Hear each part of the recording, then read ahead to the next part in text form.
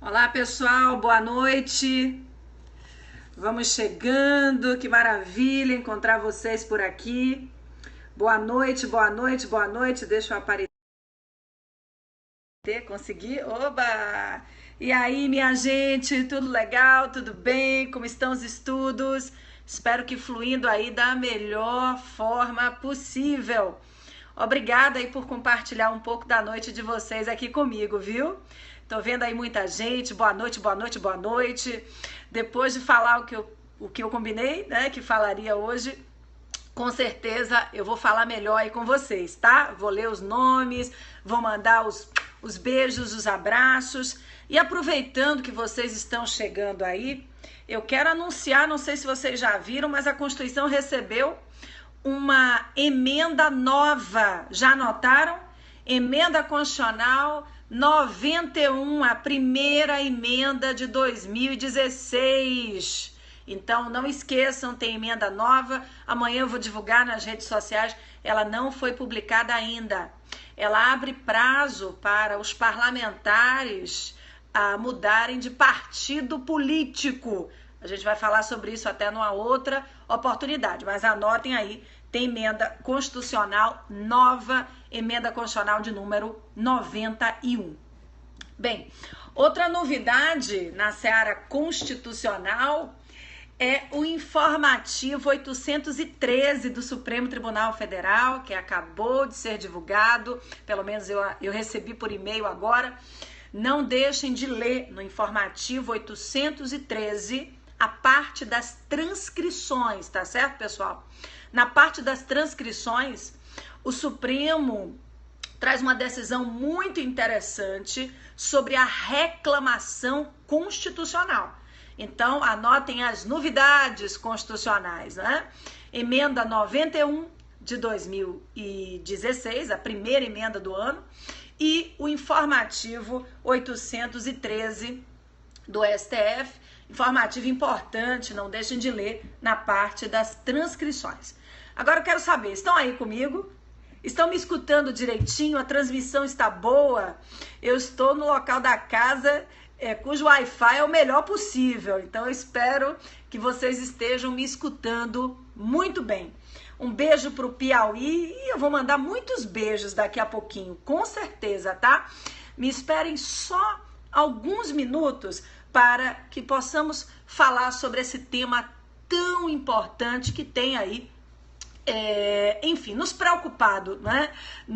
Nas últimas 24 horas, a decisão do Supremo sobre a execução provisória, a execução da pena antes, né, do julgamento do RE, do recurso especial. Preste atenção, eu vou começar a minha análise sobre o tema lendo para vocês um trechozinho. Me escutem, por favor. Nas democracias, mesmo os criminosos são sujeitos de direitos. Não perdem essa qualidade para se transformarem em objetos processuais. São pessoas inseridas entre aquelas beneficiadas pela afirmação constitucional de sua dignidade, prevista lá na Constituição, no artigo 1º, inciso 3. É inadmissível a sua exclusão social sem que sejam consideradas, em quaisquer circunstâncias, as singularidades de cada infração penal, o que somente se pode apurar plenamente quando transitada em julgado a condenação.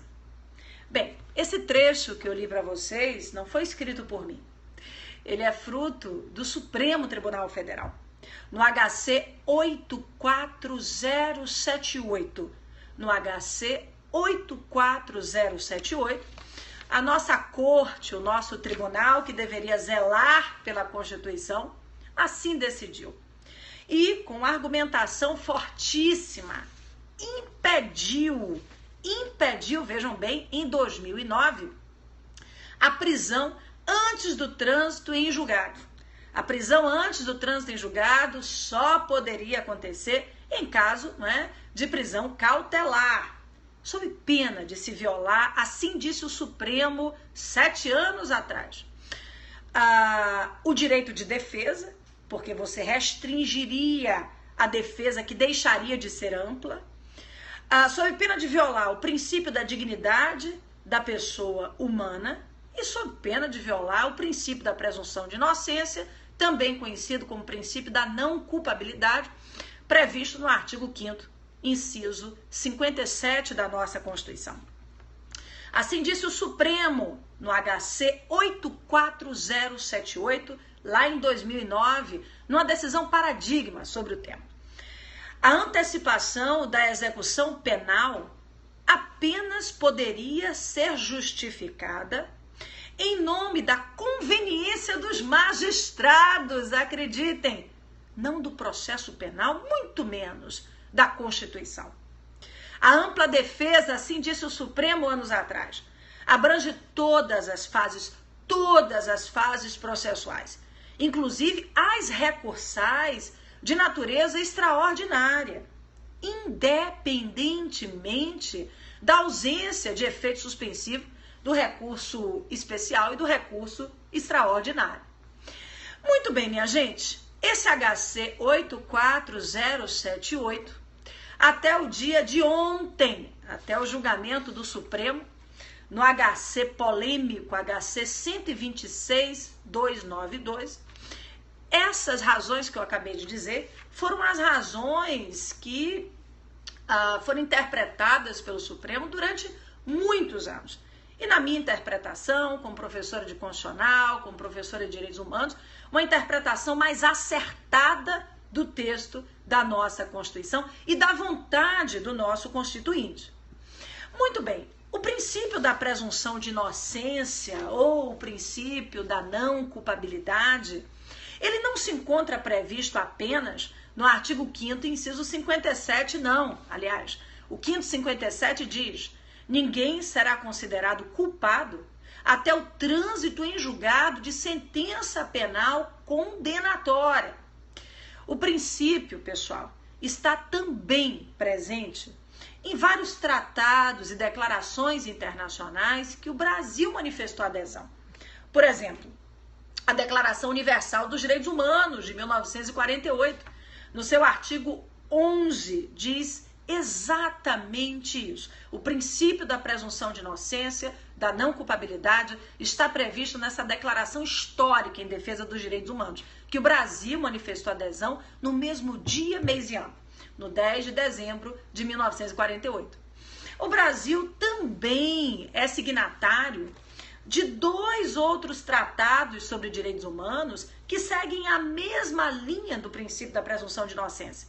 O Pacto de Direitos Civis e Políticos, incorporado pelo Decreto 592 de 92, no seu artigo 14 diz que toda pessoa acusada de um delito terá direito a que se presuma sua inocência enquanto não for legalmente comprovada sua culpa.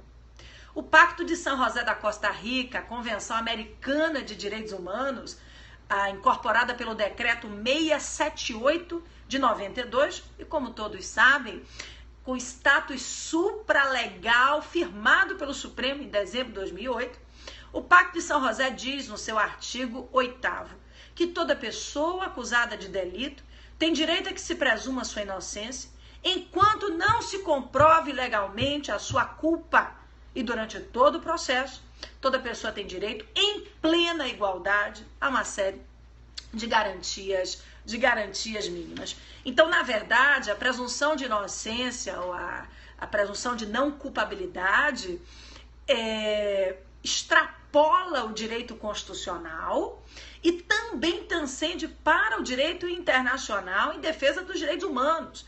E o Brasil assumiu inúmeras responsabilidades internacionais para cumprir exatamente o que foi pactuado livremente. Muito bem, pessoal, na decisão de ontem, no HC 126.292, houve uma virada jurisprudencial por 7-4, né? Os ministros Teori Zavascki, Gilmar Mendes, Carmen Lúcia, o Fachin, o Barroso, o Fux e o Toffoli votaram favoravelmente a revisão de jurisprudência da própria Corte 7 anos depois. E 2 argumentos principais foram trazidos à baila. A decisão de segundo grau exauriria o princípio da não culpabilidade. Convenhamos que essa não é, talvez, respeitando todo o Supremo Tribunal Federal, a importância dos ministros, a sua construção jurídica, não acho que é a interpretação mais correta. A ampla defesa, ela não se exaure com o julgamento de segundo grau. A ampla defesa deve garantir uma possibilidade, como o próprio nome afirma, não é? De amplos recursos, de ampla cognição. Ainda que no RE e no RESP os tribunais não analisem fatos, provas, é preciso verificar se o direito aplicado naquela decisão realmente foi um direito compatível com o ordenamento constitucional e infraconstitucional. E lógico que a decisão do RE e do RESP poderá vir a impactar aquela decisão da apelação criminal, que segundo o Supremo agora já é suficiente para a execução da pena, dentre elas a pena restritiva de liberdade, o que torna o assunto realmente ainda mais preocupante, mais grave.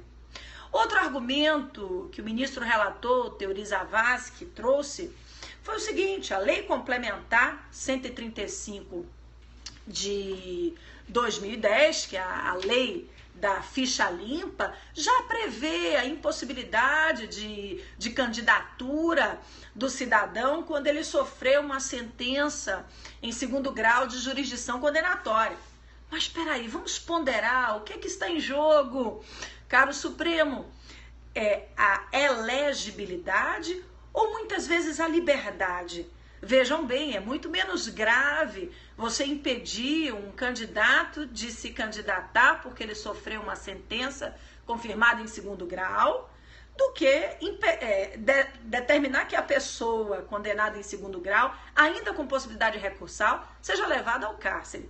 Então são situações, na minha interpretação, incomparáveis, não é? Comparar a lei das inelegibilidades com o direito fundamental, a liberdade de ir e vir, a própria vida, porque a gente não consegue, né, dissociar a vida da liberdade, para mim não foi a decisão mais acertada. Vocês sabem que recentemente o STF decidiu sobre o estado de coisas inconstitucional, né? Ou seja, analisando a situação péssima, precária, absurda das penitenciárias brasileiras, o Supremo disse que todos os poderes da República devem se unir e tomar decisões para resolver essa questão. Eu fico preocupada porque eu acho que o estado de coisas inconstitucional talvez vá além da situação absurda dos presídios. Fiquei muito preocupada com essa decisão do Supremo Tribunal Federal e principalmente, e agora nós vamos falar um pouco sobre isso, com a argumentação de que estaríamos diante de uma mutação constitucional. Meus queridos, minhas queridas, a mutação constitucional, como sabemos, é uma releitura da Constituição à luz dos novos fatos, da nova realidade, permitindo que a Constituição esteja sempre conectada com a realidade do país. É a mudança de sentido, é a mudança de contexto, sem alteração formal do texto. Muito bem. Um dos grandes desafios da doutrina contemporânea do direito constitucional é estabelecer os limites da mutação. Porque se não existir limites a esse fenômeno informal de mudança da Constituição, que no Brasil se opera normalmente pelas grandes viradas jurisprudenciais, que foi justamente o que aconteceu ontem, né? Com essa mudança de entendimento sobre a execução da pena, se não estabelecermos os limites, nós vamos estar diante de uma verdadeira quebra da Constituição ou a mutação inconstitucional. Porque em que pese não termos na doutrina, muito menos na jurisprudência, essa lista dos limites que a mutação deve respeitar, eu digo sempre em sala que a mutação constitucional, ela não pode desrespeitar os limites que a emenda constitucional, que é uma manifestação de reforma formal da Constituição, precisa respeitar. Então, no mínimo, a mutação precisa respeitar o artigo 60, parágrafo 4º, as nossas cláusulas pétreas, além de também não poder desrespeitar as limitações materiais implícitas que o poder reformador também enfrenta. E aí, nós chegamos no ponto que eu queria abordar. O artigo 60, parágrafo 4º, inciso 4 da Constituição, diz que não se admite sequer uma proposta de emenda tendente a prejudicar os direitos e garantias individuais. Bem, o que está em jogo aqui, num processo penal que coloca em risco a vida, a liberdade do indivíduo? A sua dignidade, o seu direito à ampla defesa, o seu direito ao contraditório, o seu direito à vida, o seu direito à liberdade. Ou seja, nós estaríamos diante de uma mutação inconstitucional, que talvez tenha sido decidida com uma finalidade pouco nobre, a de tentar evitar o número exagerado de recursos que estão chegando aos nossos tribunais. Na verdade, já chegaram até em maior número, né? Porque o Instituto da Repercussão Geral em Recurso Extraordinário tem diminuído também, não é? O número dos recursos. Eu vejo uma jurisprudência defensiva, e uma jurisprudência defensiva afastando o recurso, quando o que está em jogo é liberdade e vida, é algo muito preocupante. É algo que pode causar uma verdadeira erosão constitucional. Flávia, uma decisão ativista? Na minha interpretação, acredito que sim. E vejam, eu sempre defendo, claro que com as limitações adequadas, a judicialização. Eu acho que o judiciário exerce um papel fundamental na efetivação da nossa Constituição e na realização do sentimento constitucional. Mas o ativismo é o excesso. O ativismo é o que acaba nos permitindo ter aquela sensação ruim de que a Constituição ela foi um pouco rasgada, né? Um pouco remendada. Então, uma jurisprudência, na minha interpretação, verdadeiramente defensiva, afastando o recurso extraordinário, o recurso especial, como instrumentos inseridos dentro da ampla defesa, da cognição processual, né? E uma execução de condenação, muitas vezes gravíssima, que é a pena restritiva de liberdade, antes de verdadeiramente comprovada a culpabilidade do indivíduo. Bem, meus queridos, espero, né, que os próximos dias tragam decisões talvez um pouco mais consistentes, um pouco mais constitucionais.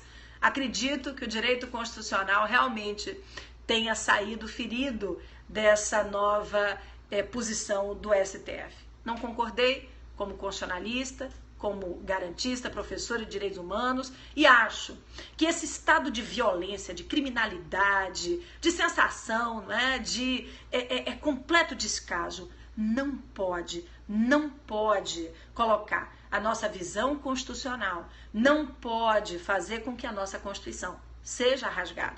Que continuemos indignados, lutando para as mudanças, mas que isso não cause a erosão da Constituição. Muito bem, agora deixa eu ver quem está comigo ainda. Cadê vocês? Estão me escutando direitinho? Compartilho do mesmo pensamento. Olhem, democrático é o debate, tá certo? Acredito que muitos que estão me assistindo não concordam com a minha opinião, mas democracia é isso, é o dissenso, né? Ainda bem que temos a oportunidade de discordar, não é verdade? Vamos lá, viva José Afonso da Silva, eu também acho, meu grande mestre, não é? São Luís do Maranhão está aí, estarei em São Luís em abril, para um congresso, até anunciei. Brasília, Goiânia, cocadinha para mim, cocadinha para todos vocês.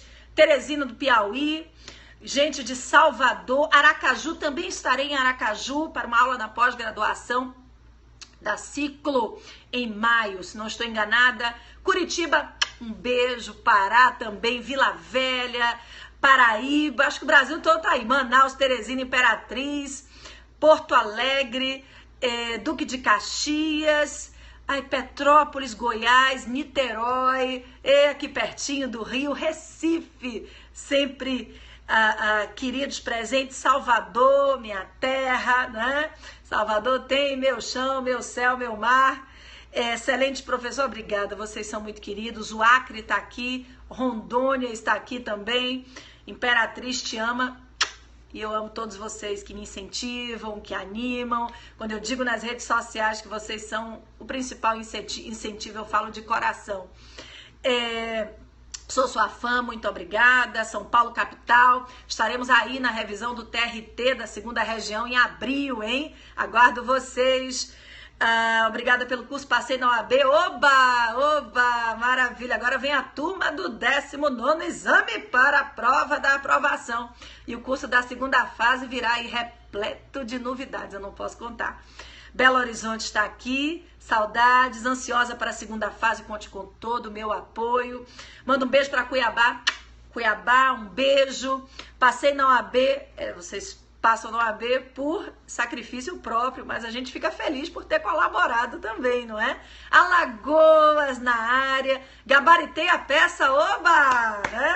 Que maravilha, muito embora 6 seja 10, não é? Mas parabéns, olha aí. Quero fazer a pós com você, poxa, aproveite aí o preço promocional da nossa pós-graduação. Manda a cocada para Araruama, cocada, beijo para Minas.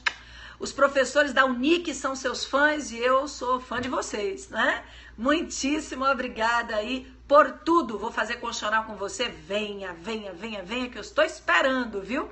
Vou fazer 2ª fase por causa de você. Oba! Eu fico assim super feliz, né? Fiquei vermelhinho. Belém, Maceió, mandou uma cocada. A senhora é melhor professor de constitucional. Senhora não, senhora está no céu, nos protegendo. Obrigada pelo carinho. 2ª fase constitucional, é isso aí. Manda um beijo. Um beijo grande para todos vocês. O Periscope é para a gente conversar um pouquinho, né? Nas nossas aulas nós vamos explorar com uma profundidade ainda maior o tema. Direitos Humanos, Floripa, Maceió, tá aí. Quem mais? Eu tô me despedindo. Amanhã tem trabalho cedo. Cadê vocês para eu mandar um beijo? Moema, Minas Gerais. Piracicaba, Rio Grande do Norte, melhor prof de constitucional, vocês são os melhores alunos. Belém do Pará tá aqui, boa noite. Natal, quem mais? Campinas, Rio de Janeiro, São Jorge do Ivaí. Sigam os 5 passos da felicidade para a petição inicial, não é? Oba! Márcio Lopes de Fortaleza, o Acre, Americana, Campina Grande. Beijo, bom trabalho amanhã. Amanhã o dia é cheio. Vai ser ótimo, uma beleza. Souza na Paraíba, João Pessoa, Salvador. Eba! Turma do Ceará. Estaremos aí em Sobral, hein? Aguardo vocês no nosso Super UTI, vai ser esse ano em Sobral, interior do Ceará. Olha que beleza, já fizemos Super UTI em Fortaleza, agora vamos a Sobral. Cris Sobral está aí, um beijo, viu? Que beleza, já chegou no finalzinho. Um beijo para você, Cris. São Joaquim de Pernambuco, beijo para Brejo Santos, Corações. Cadê vocês? Vou me despedir, que amanhã tem um dia longo pela frente.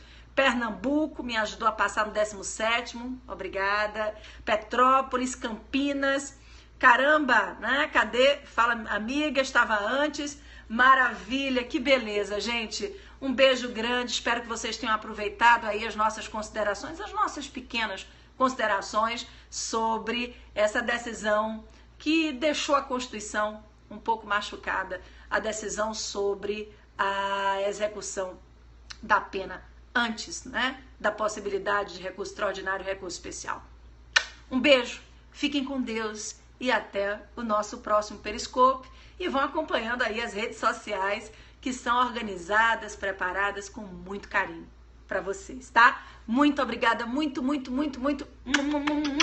obrigada mesmo.